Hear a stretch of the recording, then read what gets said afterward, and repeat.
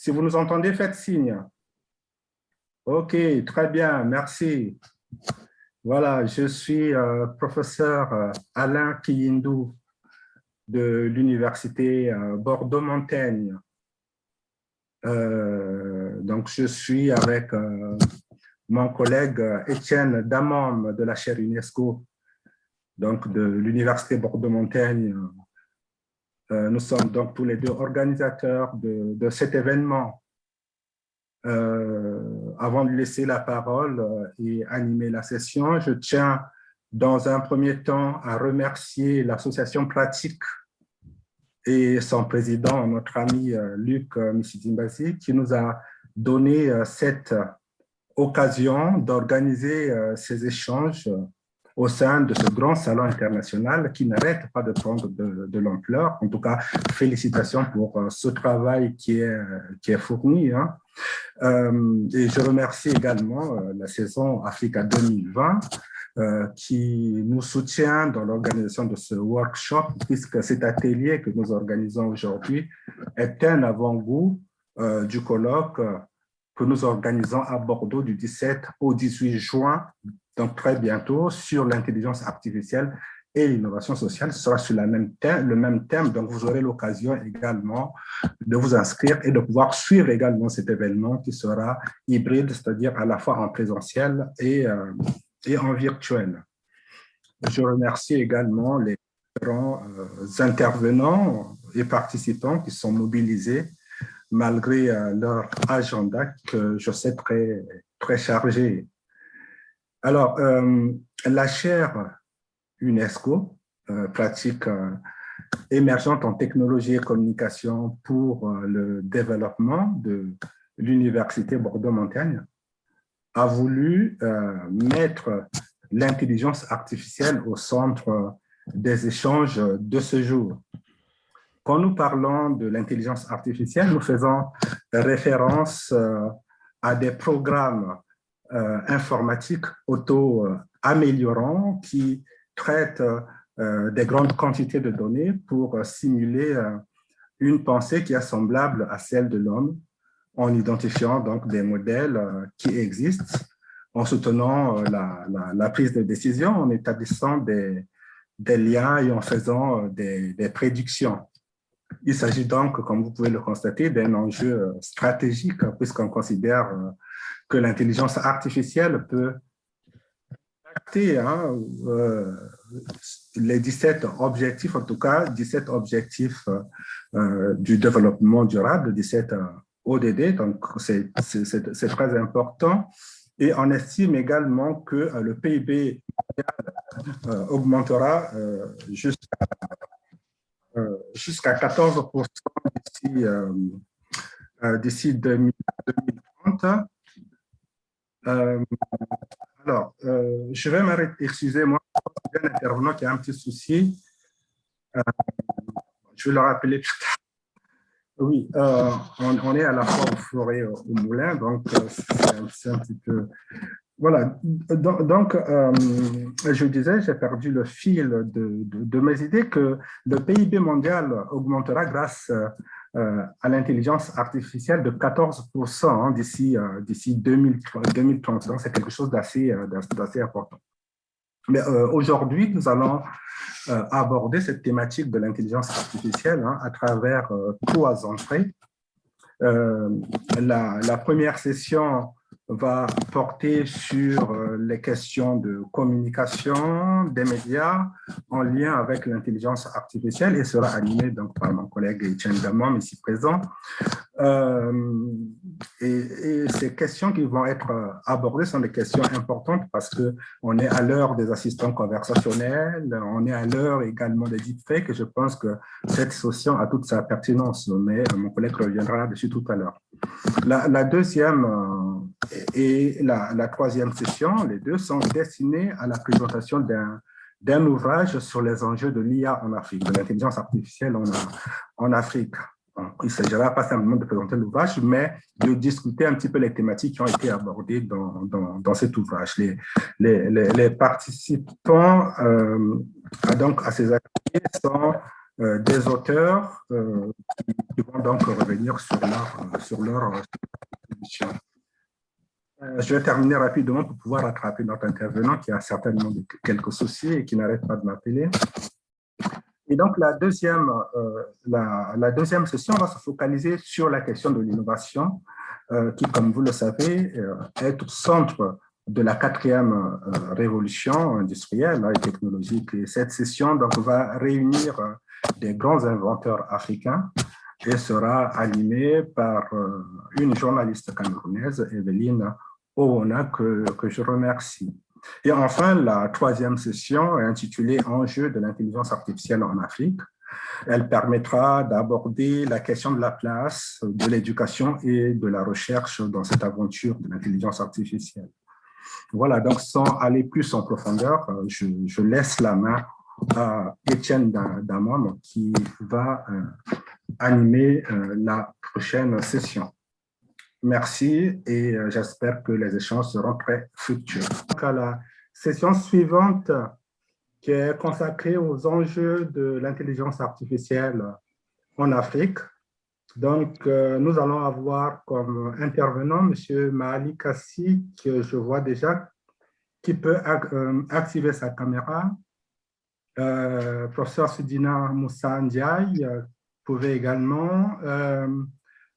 Salifou, sa caméra est déjà allumée. Je ne vois pas le professeur Bertrand Batti. Ah oui, d'accord. Voilà, donc toute l'équipe est au complet. Je vous remercie d'avoir consacré du temps. Je sais que ça fait un moment que vous attendez et que vos agendas sont très chargés, mais merci beaucoup pour ce que vous êtes en train de faire, hein, partager votre temps avec nous et surtout avec les jeunes qui nous suivent depuis Brazzaville.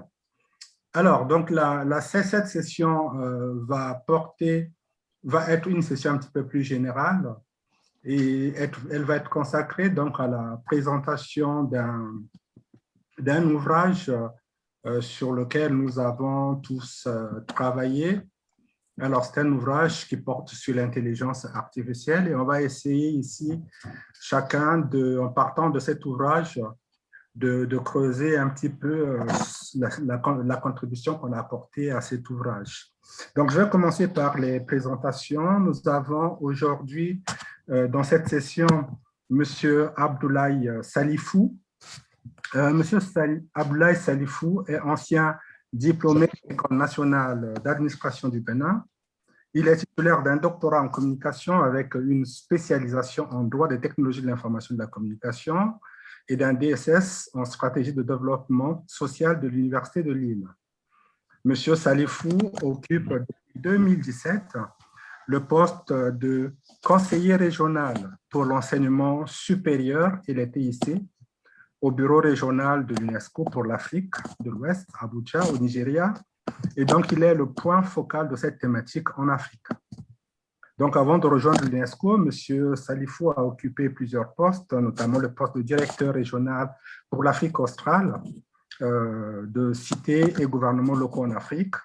De 2002 à 2015, il a occupé des postes de direction au sein de l'Agence universitaire pour la francophonie dans diverses régions du monde, notamment en Afrique, aux Caraïbes et en Europe, et j'en passe. Il a un CV très, très long. Voilà, donc je ne peux pas tout vous dire sur lui, mais en tout cas, c'est quelqu'un de très passionnant. Nous avons également l'honneur d'avoir dans cette session M. Bertrand Batti, qui est secrétaire général du Conseil africain et malgache pour l'enseignement supérieur, qu'on appelle donc le CAMES. Et pour sa bio, il est titulaire d'un doctorat en biologie et physiologie végétale de l'Université de Poitiers. Il a occupé également plusieurs postes de responsabilité, dont celui de vice-recteur de l'Université de sciences et techniques de Massoukou au Gabon. Mais il a occupé également beaucoup de fonctions politiques. Hein. Il a été conseiller du ministre gabonais de l'enseignement supérieur et de l'innovation technologique. Il a été conseiller du ministre gabonais de l'enseignement supérieur. Il a été secrétaire général du ministère gabonais de l'enseignement supérieur. Il a été également secrétaire général du ministère gabonais de l'enseignement supérieur, de la recherche et du développement technologique. Donc, il est vraiment dans son élément et je pense qu'il aura beaucoup de choses à nous apporter. Nous avons également le professeur Ndiaye, qui est d'un doctorat en informatique, spécialité intelligence artificielle, doctorat obtenu à l'université Paul Sabatier et d'un MBA de l'IAE de Paris-Sorbonne. Il est actuellement enseignant-chercheur à l'Université virtuelle du Sénégal. Et Seydina Ndiaye accompagne l'enseignement supérieur, la recherche et l'innovation, en pilotant toute la transformation numérique de l'enseignement supérieur sénégalais. C'est vrai, mais... Il a notamment coordonné le projet d'acquisition du supercalifulateur sénégalais, TAWE, au niveau national. Seydina est membre de plusieurs instances, notamment le Conseil national du numérique, le comité de suivi de l'élaboration du plan Sénégal numérique 2025 et le comité de pilotage du projet de parc technologique numérique PTN. Il est également le président de l'association sénégalaise d'intelligence artificielle. Et enfin, nous avons M. Mahali Kassi, qui est à la fois informaticien, chef d'entreprise et homme de lettres. Il est également éditeur et auteur. Donc, en sa qualité d'ingénieur, il faut signaler qu'il a créé une application SOS Mon Climat qui a été primée, sélectionnée parmi les 100 meilleures initiatives en 2016 ayant un impact significatif. Et il est là aussi parce que c'est grâce à lui que cet ouvrage va être publié, puisque nous avons choisi de le publier aux éditions Plus, qui font partie du groupe Plus, qui est dirigé par M. Mahali Kassi. Donc, c'est un ouvrage qui est publié sous ma coordination et nous profitons également de la préface de M. Lassina Kone, qui est le directeur exécutif de Smart Africa. Alors, donc, avant d'interagir avec les invités, je vais vous présenter rapidement cet ouvrage. C'est un ouvrage sur l'intelligence artificielle qui réunit des experts du domaine, qui réunit des professionnels. Tout à l'heure, on a écouté Mme Bounche, on a écouté M. Moutaga et M. Elan. Toutes ces trois personnalités sont intervenus dans cet ouvrage. On pourra lire leurs textes, leurs conseils, leur avis aussi. Nous avons également des articles de fond qui ont été rédigés par un certain nombre d'experts également dans le domaine de l'intelligence artificielle et dans le domaine de la recherche. Donc, c'est un ouvrage qui pointe les défis de l'intelligence artificielle en Afrique. Et nous avons tenu à faire en sorte que ce soit un ouvrage accessible, en fait, dans lequel on puisse trouver à la fois des éléments très pertinents, mais qui soient accessibles à tout le monde, parce que notre idée derrière cela, c'est que l'intelligence artificielle devienne un sujet de tout le monde approprié en Afrique et qu'on puisse avoir une synergie intéressante, importante entre le monde de la recherche et le monde professionnel, le monde de l'innovation, voire même les usagers de l'intelligence artificielle sur cette question qui, comme vous le savez, est une question très préoccupante. Donc, merci. Je vais maintenant laisser très rapidement la parole au professeur Baolissa. Vous nous entendez, professeur? Vous pouvez activer votre micro.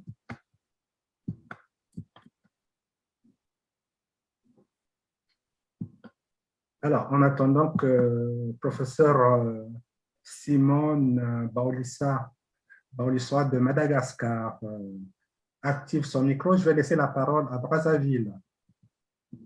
Merci d'être resté patient, vous êtes là depuis très longtemps. Voilà, félicitations en tout cas, on sent que vous êtes très intéressé. Vous avez la parole, Brazzaville.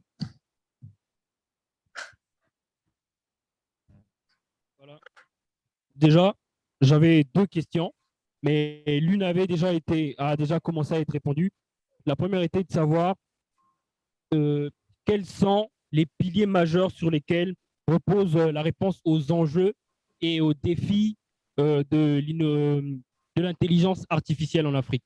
Parce que j'ai vu le livre et il parlait des enjeux et des défis, mais comment dirais-je, sur quoi reposent vraiment les enjeux et la réponse à ces problèmes-là que nous vivons en Afrique. Et la seconde était de savoir quels sont les conseils que vous, en tant que père, pouvez-vous nous instaurer à nous, une jeunesse qui est en train de se chercher et qui essaie de faire une place dans la sphère mondiale, au fait. Voilà, c'était mes deux questions. D'accord, merci. On va prendre une deuxième question et une troisième et on va s'arrêter là. Deux dernières questions.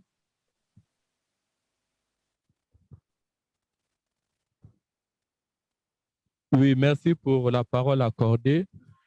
Alors, en vous écoutant tous, vous invoquez le même point, c'est de donner l'importance ou donner la place à l'intelligence artificielle. Alors, moi, étant africain, ça m'a interpellé ou ça m'interpelle jusqu'alors en disant que lorsque vous invoquez, vous, acteurs africains, vous invoquez, vous donnez l'importance ou la place à cette intelligence artificielle.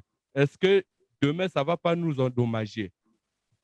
Aujourd'hui même, j'ai reçu le message venant de Canada, là où mon père me pose la question, ça aurait été toi, quelle sera donc ta réponse face à ce débat? Alors, moi, ça m'a interpellé étant étudiant, étant technicien. C'est pourquoi je voulais vous reposer la même question.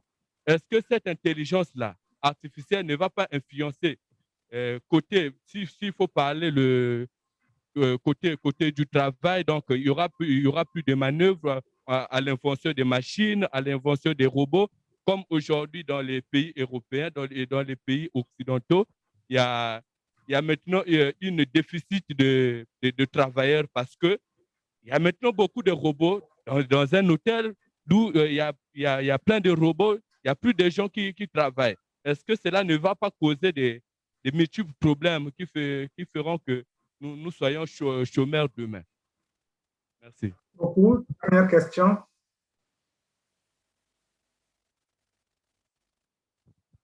Merci pour la parole accordée. Ma question est celle-ci. Sur le domaine de l'intelligence artificielle et des données, on voit souvent en Europe éclater beaucoup de scandales de vol de données et de mauvaise gestion de données. Pour nous, jeunes Africains, qui pouvons partager nos données pour vos expériences, qu'est-ce que ça nous apporte? N'y aura-t-il pas des inconvénients sur nos vies et sur nos choix dans le futur? Merci. OK, merci beaucoup. Donc, on a trois belles questions qui viennent de Brazzaville. Donc, il y a un jeune homme qui veut avoir des conseils, en fait, les conseils qu'on peut donner à la jeunesse sur cette question de l'intelligence artificielle, qui est un enjeu majeur, mais qui a certainement aussi des conséquences. Et pour pouvoir également se réaliser à travers cette intelligence artificielle, il faut prendre un certain nombre de précautions. Donc, on a une demande de conseil. Ensuite, on a une deuxième question qui va dans le sens de la mise en exergue des conséquences néfastes de l'intelligence artificielle, notamment sur la question de l'emploi, parce qu'il y a toujours ce risque-là, en tout cas cette question qui émerge selon laquelle l'intelligence artificielle va faire disparaître des emplois, peut-être aussi va remplacer l'humain, pour aller un petit peu plus loin, et une autre intervention qui a tourné autour d'un certain nombre de scandales, notamment le scandale du vol de données. Voilà, donc il y a ces trois réactions-là auxquelles je vous laisse répondre. Vous prenez la parole comme vous voulez, vous choisissez la question qui vous convient. C'est aussi l'occasion de dire votre dernier mot, puisqu'on va conclure bientôt cet atelier. Qui veut commencer? Peut-être Monsieur Ma? Ah oui, bon, le SG a déjà levé la main, donc vous avez la parole. Merci beaucoup. Donc, je pense qu'on est arrivé à la fin de notre atelier. C'est un atelier qui a été très riche. C'est vrai que ça a pris beaucoup de temps, mais le sujet qu'on a abordé, c'est un gros sujet d'importance. Les débats ont été passionnants les panélistes ont essayé d'aborder, de cerner cette question multiforme à travers ces différents aspects. Ce que je voudrais dire simplement, c'est qu'on n'avait pas l'intention d'épuiser ce sujet. On voulait juste ouvrir un petit peu les débats et donc on va encore faire davantage. Il y aura un rendez-vous pour pouvoir aller un petit peu plus loin sur cette question très, très, très intéressante. En tout cas, je remercie sincèrement tous les panélistes. Je remercie M. Ablaï Salifou, cher ami, M. Malik Kassi, cher ami, mais je vous appeler cher ami, M. Sedina Moussandiaï, M. le secrétaire général qui nous a donné aussi de son temps, et puis tous les collègues qui sont intervenus. Bon, je ne vais pas tous les citer parce que sinon je vais oublier. Je remercie également les modérateurs qui ont fait un travail excellent, très intéressant. Madame Evelyne Owona, notre cher collègue Étienne Damon. Et je remercie à nouveau Pratique et notre ami Luc Nissidimbazi, et aussi ceux qu'on oublie souvent, les techniciens qui ont permis que cet événement ait lieu, parce que cet événement rentre dans le cadre du salon Osiane qui a commencé le 27. Donc, ça fait 3 jours qu'ils sont en train de travailler jour et nuit. Je dis bien jour et nuit parce que j'ai eu l'occasion d'échanger avec eux très tard dans la nuit. Donc, je pense que tout cela mérite félicitations. On devrait d'ailleurs les applaudir. Est-ce que les Jeux de Brazza, on peut les applaudir? Merci beaucoup à tous. Merci et à une prochaine fois. Au revoir. Merci. Au revoir. Au revoir.